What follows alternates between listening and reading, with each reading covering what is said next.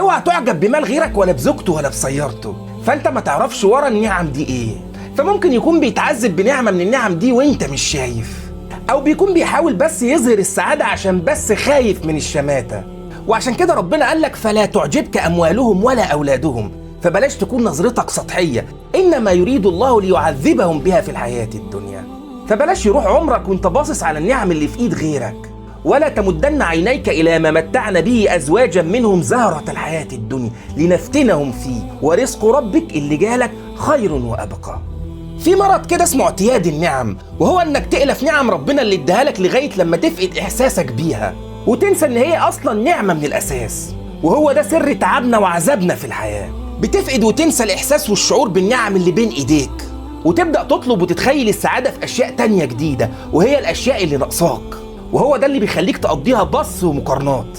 صحيح من طبع الانسان انه ملول وعنده رغبة دايمة في التجديد، وعشان كده كان فكرة الخلود في الجنة فكرة مرهقة جدا للإنسان، لأن حضرتك بتمل من أي نعمة بتجيلك بعد فترة صغيرة، فترى هتعمل إيه مع فكرة الخلود؟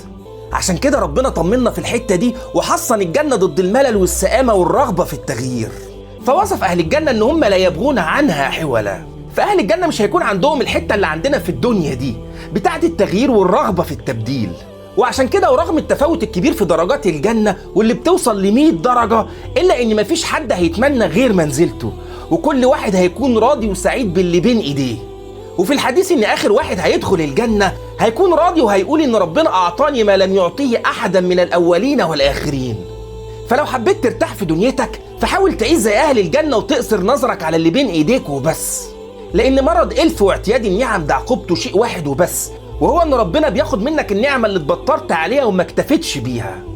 وده كلام واضح في القرآن، ذلك بأن الله لم يكن مغيرا نعمة أنعمها على قوم حتى يغيروا ما بأنفسهم. وكمان ربنا قال وكم أهلكنا من قرية بطرت معيشتها، فإياكوا بطران النعم. وكم يوم مر علينا وكنا بنعيب فيه وبنتريق عليه وبنقول هو اللي هنبات فيه هنصبح فيه، وأصبحنا دلوقتي بنتمناه.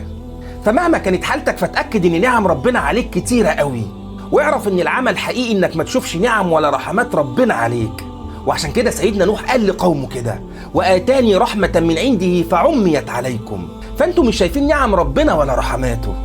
ففي ناس كتير عندها عمى قصاد نعم ربنا عليها، فاوعى تكون منهم. سلام.